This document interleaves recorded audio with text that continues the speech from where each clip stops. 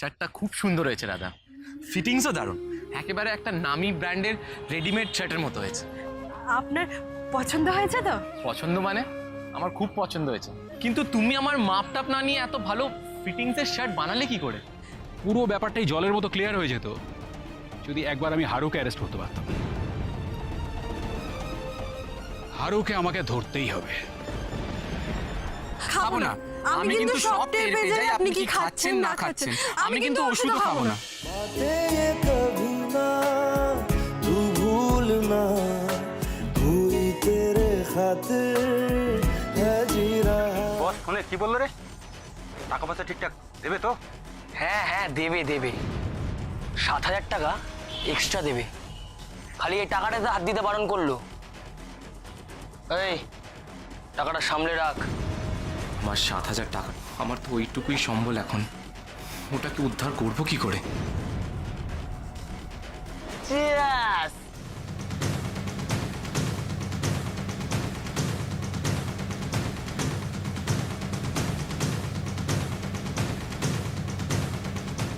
আমাকে যদি এক্ষুনি গিয়ে হাতাহাতি করে মারামারি করে টাকা শাড়ি যদি উদ্ধার করতে চায়, তাহলে ওরা দুটোই ক্ষতি করে দিতে পারে।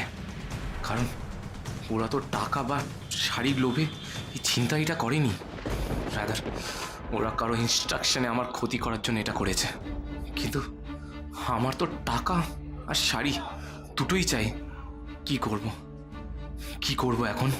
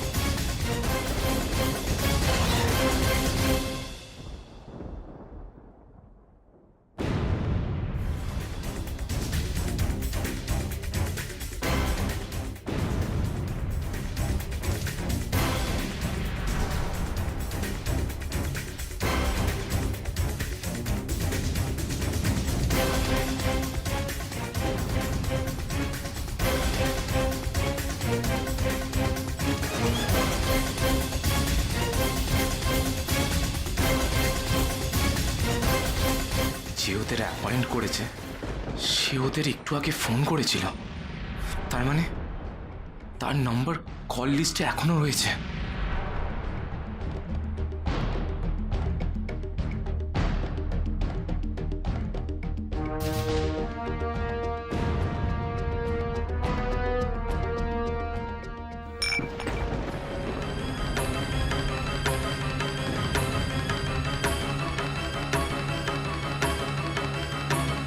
লাস্ট 5টা ডিজিট কি যেন দেখলাম, হ্যাঁ 50321।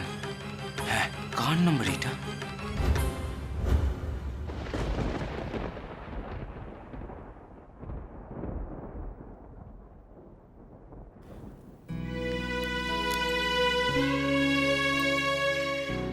শার্টটা কেমন হয়েছে রে লক্ষ্মী? কুমড়া মুখর পছন্দ হবে তো? খুব ভালো হয়েছে রে দিদি, আর ক্রিস্তাদের খুব পছন্দ হবে। আর তাছাড়া তোর বানানো কিছু ক্রিস্তাদের পছন্দ হবে না, সেটা কি হতে পারে? সবসময় খালি পাকা পাকা কথা না বললে তোর চলে না। না আচ্ছা শোন, কালকে সকালে না আমি চুপি চুপি গিয়ে এটা কুমড়া মুখকে দিয়ে আসবো। এই শার্টটা পরলে ক্রিস্তাদাকে পুরো সিনেমা হিরোর মতন লাগবে, একেবারে রাজপুত্র। রাজপুত্রের মতো লাগবে কি রে? কুমড়ামুখ তো সত্যিকারের রাজপুত্রই, কিন্তু রাজপুত্রের কপাল দেখ, অত বড় ফ্যাশন ইন্ডাস্ট্রির মালিক, তাকে কিনা ধান কেটে বানানো শার্ট পরতে হচ্ছে, রাস্তায় রাস্তায় শাড়ি ফেরি করে বেড়াতে হচ্ছে। তুই রূপকথার গল্প পড়িসনি দিদি? সেখানেও তো রাজপুত্রদের কত কষ্ট সহ্য করে রাক্ষস কক্ষসদের সাথে লড়াই করে তবে রাজকন্যাকে উদ্ধার করে পক্ষীরাজের ঘোড়ায় চড়ে স্বপ্নের রাজ্যে উড়ে গেছিল। কুমড়ামুখ একদিন খুব বড় একজন মানুষ হবে। আজকের এই ত্যাগী ওনাকে একদিন খুব বড় মনের মানুষ করে তুলবে, খুব বড়।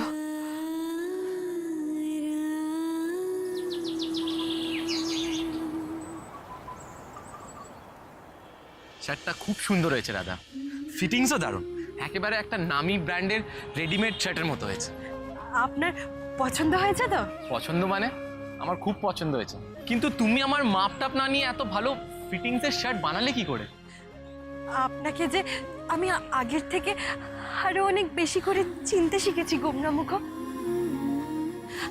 আরো বেশি করে জানতে শিখেছি, তাই আর মাপ লাগে না, মনের আন্দাজেই সব হয়ে যায়। রাধা, আমি একটা জিনিস কিছুতেই আন্দাজ করতে পারছি না, কিছুতেই বুঝতে পারছি না আমার সঙ্গে এই শত্রুতা কে করতে পারে। শত্রুতা মানে? আবার কিছু হয়েছে নাকি? হ্যাঁ রাধা, কাল সন্ধেবেলা আমার একটু চোখ লেগে এসেছিল, তখন কিছু গুন্ডারা এসে কাপড়ের গাঁটরি এবং 7,000 টাকা চুরি করে নিয়ে চলে যায়। কি? তারপর তারপর আপনি গাড়িটা ফিরিয়ে আনলেন কি করে? তারপর আমি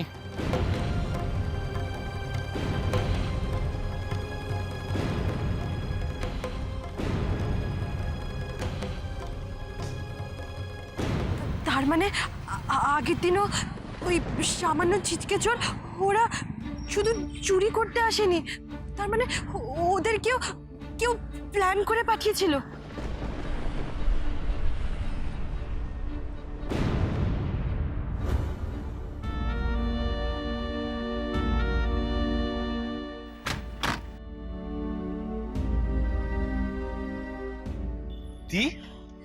তুই এসেছিস? কেন আমি আমার এই ভাইটাকে আর আমার এই বোনটাকে দেখতে আসতে পারি না?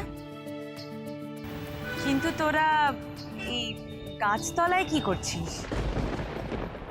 দি, আমি এখন এখানেই থাকি, সারাদিন রাস্তায় ঘুরে ঘুরে শাড়ি ফেরি করি, আর রাতে এসে এখানে ঘুমিয়ে পড়ি।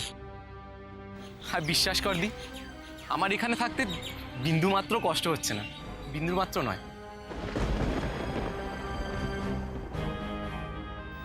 এতবার জোর করে না বললেও চলবে ক্রেশ, আমি জানি তোর কোনো কষ্ট হচ্ছে না।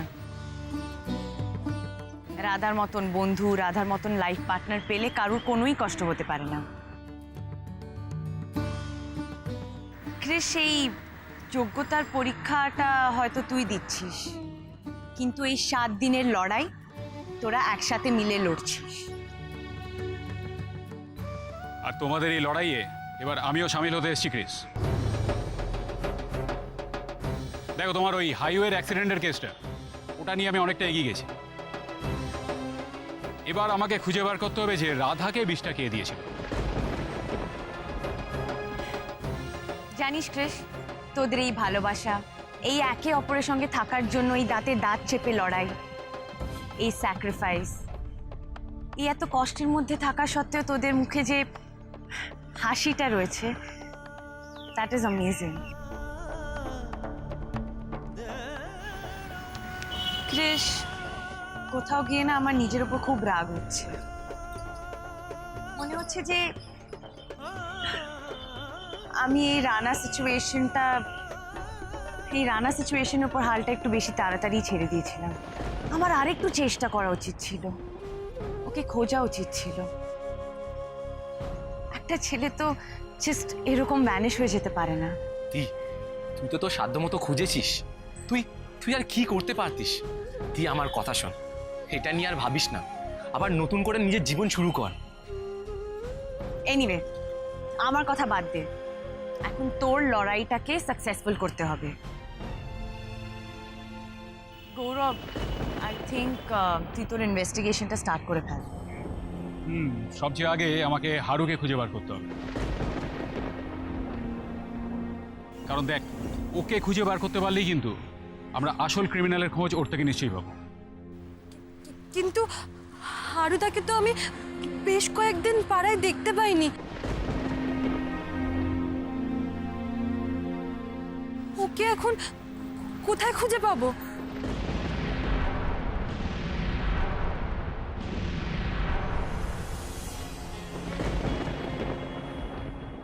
হারুকে কোথায় কিভাবে খুঁজে পাওয়া যাবে এখন সেই প্রশ্নটাই হচ্ছে আমাদের সামনে সবচেয়ে বড় প্রশ্ন।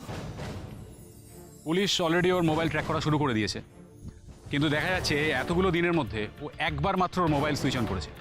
আর ঠিক তখনই ওর মোবাইলের লোকেশন ট্র্যাক করে দেখা গেছে যে ওই কাটোয়ার 20 কিলোমিটার রেডিয়াসের মধ্যেই কোথাও একটা ঘাপটি মেরে লুকিয়েছে। আমি আজকে এখানকার লোকাল পুলিশদের নিয়ে কাটোয়ার আশেপাশে যে কটা গ্রাম আছে সেখানে হারুকে খুঁজতে যাব। কিছু ইনফরমারদেরও ছড়িয়ে রেখেছি যদি কোনো ইনফরমেশন পাওয়া যায় ওখান থেকে। পটমাট কিছু একটা হবে। হারুকে না ধরে আমি এখান থেকে নড়ছি না। তোমাকে যে কি বলে ধন্যবাদ দেব গৌরবদা। সত্যি হারুকে না ধরা গেলে বাবার কাছে কুমড়ামুখকে নির্দোষ প্রমাণ করাটা খুব কঠিন হয়ে যাবে গো। আরে দাঁড়াও দাঁড়াও, এখনই ধন্যবাদ দেওয়ার মতো কিছু হয়নি। আমি তো কাজটাই করতে পারিনি এখনো। আচ্ছা শোন, আমি আর লেট করতে চাইছি না, আমি এখন কাটোয়া থানার দিকে একটু রওনা দেবো।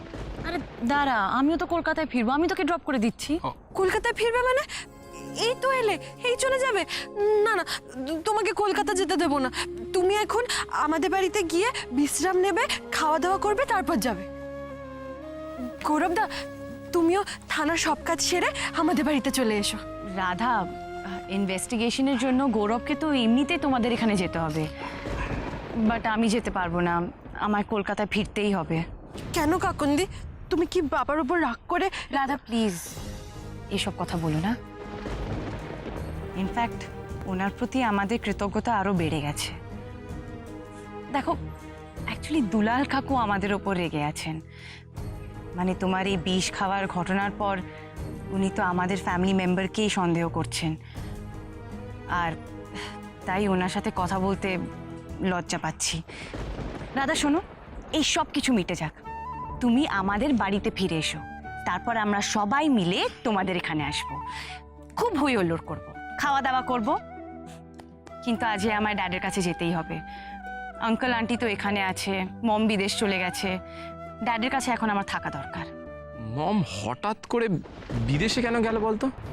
ওই তো বললো যে কি একটা পুরনো ব্যাংক অ্যাকাউন্ট বন্ধ করতে হবে, আর কোন একটা পুরনো বিজনেস পার্টনারের সাথে মিটিং আছে। বাট আমি জানি যেহেতু যারা ওখানে ফিরে গেছে, তাই মম বোধহয় যারাকে কনসোল করতে গেছে। যাকে তুই প্লিজ এসব নিয়ে ভাবিস না, তোর হাতে এখন যে কটা দিন আছে তুই ভালো করে লড়াই কর। I am extremely proud of you Krish. আসি। এক মিনিট, আসল কথাটাই তো আপনি গৌরবদাকে বললেন না। কাল রাতে কি হয়েছে সেটা বলুন। হ্যাঁ, কাল রাতে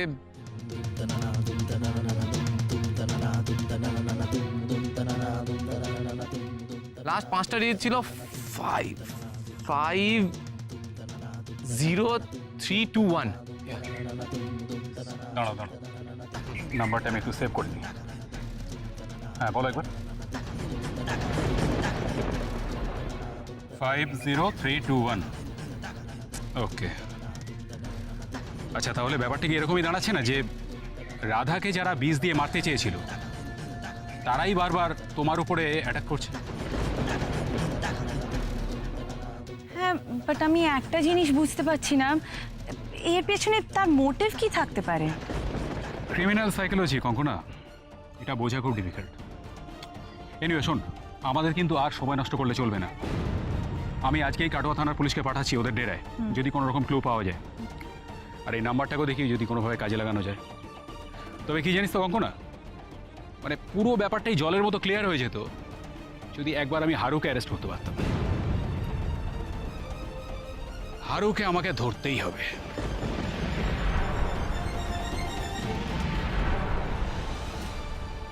কিরে, না না, তোর ব্যাপারটা কি? ওই 7,000 টাকা আমার কাছে দিয়ে যাচ্ছিস না কেন? কখন দিবি, কোথায় দিবি বল। একটা প্রবলেম হয়ে গেছে স্যার। প্রবলেম মানে কি প্রবলেম? স্যার ওই শাড়ি গাঁটরি আর 7,000 টাকা যেটা আমরা চুরি করেছিলাম সেটা আমাদের কাছ থেকে কাল রাতে চুরি হয়ে গেছে। কি মানে কি বললি তুই? হ্যাঁ মানে চুরি হয়ে গেছে? তোর ওপর বাটপারি? হ্যাঁ স্যার, কে যে এসে নিয়ে গেল। ওরে গবেট, কি আবার নেবে? ওটা কৃষি নিয়ে গেছে।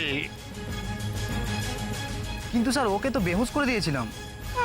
অপদার্থের দল, আর কথা বলিস না, কথা বলিস না। ওকে বেহুশ করে দিয়েছিলি নাকি নিজেরা মদ খেয়ে বেহুশ হয়ে পড়েছিলি, কোনটা?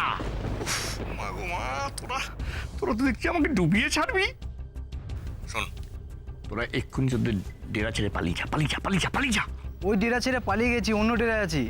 হ্যাঁ, এটা মনে রাখবি সবসময় যে আপনি বাঁচলে বাপের নাম। হ্যাঁ হ্যাঁ, পুলিশ যদি তোদের নাও ধরতে পারে তাহলে আমি তোদের ডেরায় গিয়ে তোদের শেষ করে আসবো, কেমন? অপদার্থ আহাম্মকের দল কথা কারে। কি হলো গো? কি আর হবে, আমার ভাইপোর বৃহস্পতি একবারে তুঙ্গে, বুঝেছো? কিছুতে ওকে আটকানো যাচ্ছে না। ওই গুন্ডাদের ডেরা থেকে কৃষ নিজের ওই মালপত্র টাকা পয়সা সব নিয়ে চলে গেছে। কি আমি বলেছিলাম না? এই চুপ করো তো, চুপ করো, চুপ করো, চুপ করো। আমি তোমায় বলেছিলাম না, যদি কোনো সলিউশন না দিতে পারো তাহলে একটা কথা বলবে না, চুপ করে থাকবে। আমি যা বলছি এবার মন দিয়ে শোনো।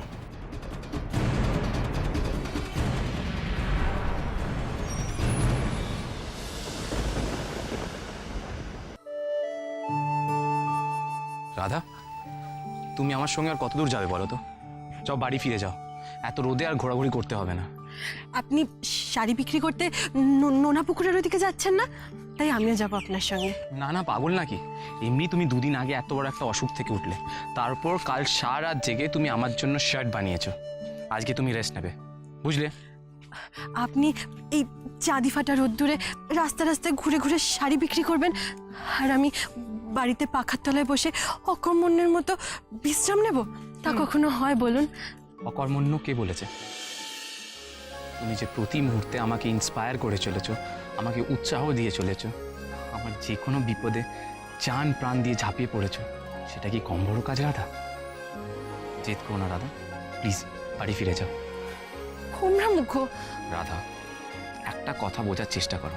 তুমি যদি এত রোদে ঘোরাঘুরি করে অসুস্থ হয়ে পড়ো, তাহলে কি আমি আমার কাজটা মন দিয়ে করতে পারবো? আমার এখন কত কাজ তুমি জানো? কাল আমি 7,000 টাকা রোজগার করে কত এক্সাইটেড হয়ে পড়েছিলাম। মনে মনে ভাবছিলাম আর 3,000 টাকা রোজগার করলেই হবে। সুবল তাঁতির কাছ থেকে যে মাত্র 1,000 টাকা দিয়ে শাড়ি নিয়েছি, তাকে যে সমস্ত টাকা ফেরত দিতে হবে সেই কথা মাথায় ছিল না। সব মিলিয়ে 30,000 টাকা রোজগার হলে সুবল তাঁতির 20,000 টাকা দিয়ে আমার কাছে 10,000 টাকা থাকবে, বুঝেছো? হয়ে যাবে, হাতে তো সময় আছে, সে রোজগারও হয়ে যাবে। আর আপনি যেখানেই শাড়ি বিক্রি করতে যাচ্ছেন সেখানেই তো লোকেরা আপনাকে এত ভালোবেসে ফেলছে, সব রোজগার হয়ে যাবে দেখবেন। হ্যাঁ, আর এই এত টাকা রোজগার করতে হলে আমাকে মাথা ঠান্ডা রাখতে হবে, কাজে মনোযোগ দিতে হবে। আর আমি তখনই কাজে মনোযোগ দিতে পারবো যখন আমি জানবো তুমি দুলাল আঙ্কেলের বাড়িতে সেফ কাস্টাডিতে আছো। বুঝেছি, ঘুরে ফিরে খালি আমাকে বাড়ি পাঠানোর তাল, তাই না? বাড়ি আমি ফিরে যেতে পারি, কিন্তু আমার একটা শর্ত আছে। শর্ত? কি শর্ত? শর্তটা হলো এটাই যে এখন থেকে আমার এই মোবাইলটা আপনার কাছে থাকবে, আর আমি আমাদের বাড়িতে থাকা আপনার মোবাইলটা, ওইটা থেকে এই মোবাইলে ফোন করে খবর নেব আপনার। মোবাইল দিয়ে কি হবে রাধা? মোবাইলটা তোমার কাছেই থাক। না, আমি বাড়িতে ভালো আছি জানলে আপনার যেমন কাজে মন বসবে, সেরকম আপনার খবরটাও আমার মাঝে মাঝে পাওয়াটা জরুরি ভালো থাকার জন্য। আমি আপনাকে বেশি জ্বালাবো না গোমরামুখ, ওই ঘন্টায় একবার ফোন করে করে আপনার খবর নেব। প্রতি ঘন্টায় একবার? ঠিক আছে, তাহলে ঘন্টায় 2বার করব। রাধা, ঠিক আছে বাবা, বেশি জ্বালাতন করব না। যান, আপনি এবার এগোন, আপনার তো দেরি হয়ে যাচ্ছে। আমিও বাড়ি যাই। আর আপনি কিন্তু থেকে থেকে জলটা খাবেন বলে দিলাম, আর দুপুরে কিন্তু ভাত খেয়ে নেবেন, মাছ ভাত, একদম কিন্তু কিপটেমো করবেন না, না হলে কিন্তু আমিও খাবো না। আমি কিন্তু সব টের পেয়ে যাই আপনি কি খাচ্ছেন না খাচ্ছেন। আমি কিন্তু ওষুধও খাবো না। बातें ये कभी ना तू भूलना, हुई तेरे खातिर है जी रहा, जाए तू कहीं भी ये सोचना, हुई तेरे खातिर है जी কি তাই তো? শোনো দাদা, তোমার এই ব্ল্যাকমেল করার কথাগুলো না আমার মুখস্থ হয়ে গেছে। তুমি বাড়ি যাও, তুমি যা চাইবে আমি তাই করব।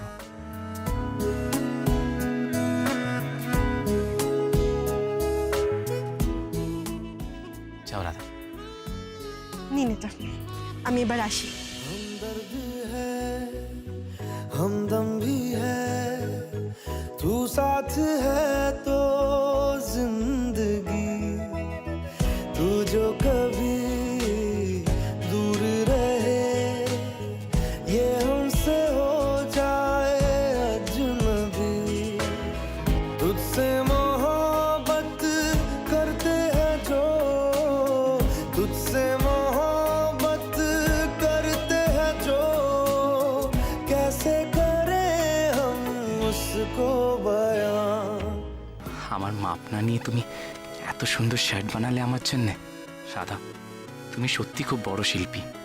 তবে তুমি সব থেকে ভালো যে শিল্পটা জানো, সেটা হলো অন্য কারোর মুখে খুব সহজে হাসি ফোটানো শিল্প। এই দেখো, এই শার্ট আর মোবাইল দিয়ে আমার এই স্ট্রাগলের মধ্যেও আমার মনটাকে কি আনন্দই ভরিয়ে দিলে তুমি। রাধা, তুমি এইভাবেই সবার মুখে হাসি ফোটাতে থেকো, আর তোমার মুখটা হাসিতে ভরিয়ে রাখা দায়িত্বটা আমার।